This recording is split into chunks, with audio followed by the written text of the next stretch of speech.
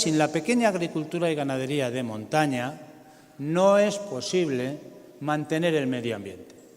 No es posible mantener nuestros valles, nuestras montañas, nuestros campos, ni siquiera mantener nuestras estaciones de esquí, que son un motor importante para el conjunto, para este conjunto de economía de montaña.